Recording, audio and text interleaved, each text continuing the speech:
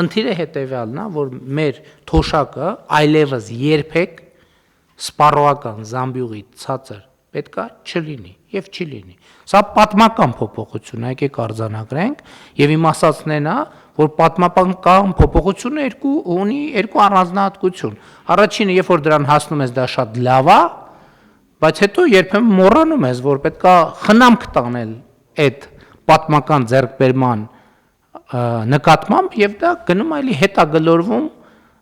դեպի իր նախնական վիճակ։ Դա վերաբերում է ընդ որում ամեն ինչին, առիթ ունեցենք, դա վերաբերում է խաղաղությանը, դա վերաբերում է սոցիալական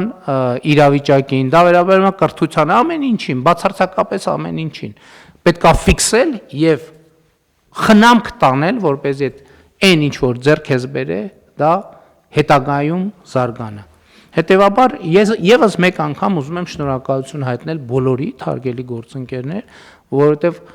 իհարկե ոչ բոլորն են դալիճումներ կա, ում այս խոսքերը ուղղված են, որովհետև սա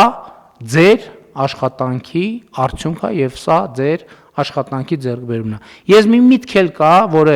ելի գիտեմ կրքերա բորբոքելու, բայց ես այդ միտքը պետք է ասեմ։ Ես օրինակ մտածում եմ, թե ինչն է պատճառը, շատ կարևոր է արձանագրել, ինչն է պատճառը, որ մենք ավելի մեծ տնտեսական աճ ենք ապահովել,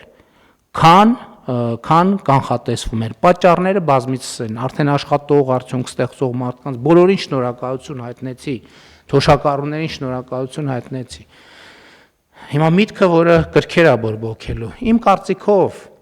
պետական կառավարման համակարգը սկսեց շատ ավելի մոտիվացված աշխատել, երբ որ մենք նախորդ տարվա արդեն մարտից, ապրիլից սկսեցինք քննարկել արդյունքի վրա հիմնված վարձատրության համակարգը ներդնելու մասին։ Արդեն մարտ-ապրիլից մեր ամբողջ պետական կառավարման համակարգը գիտեր, որ վարձատրության համակարգը փոխվելու եւ այդ վարձատրության համակարգը ուղիղ ձևով կապվելու է ցույց տված արդյունքների հետ։ Ես տնտեսական աճ ինքն էլ 2%, ինքը հարգելի գործընկերներ, 2%-ը շատ մեծ տոկոս է, ասենք երկրներ կան, որ տարեկան 2% տնտեսական աճ են ունենում,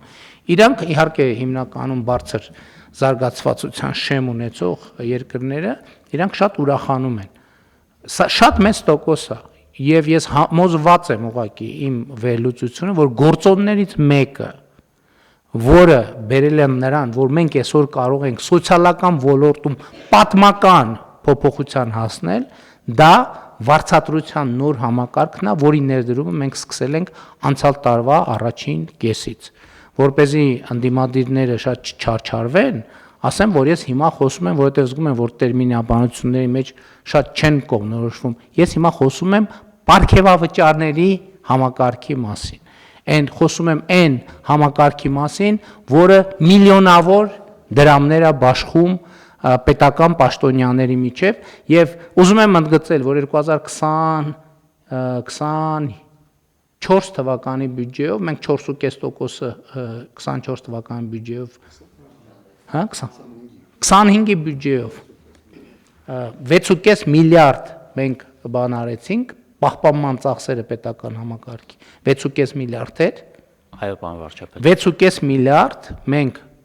հենց պետական համակարգից, այսինքն որ նախկինում կար, էլի տրվում էր պետական համակարգին, մենք կրճատեցինք դա, ռեզերվ արեցինք,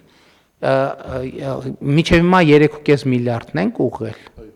3.5 միլիարդը ուղղեցինք պետական կառավարման համակարգի ավելի արդյունավետ դարձնելու եւ հիմա 78 միլիարդ այդ թվում դրա արդյունքում սեն շատ կոնկրետ տալիս ենք մեր թոշակառուներին, ընդ որում 78 միլիարդի մեջ հետվճարը մտնում է 78 միլիարդ, ես ուզում եմ ցույց տալ, որ ես ուզում եմ ասել, որ շատ ուրախ եմ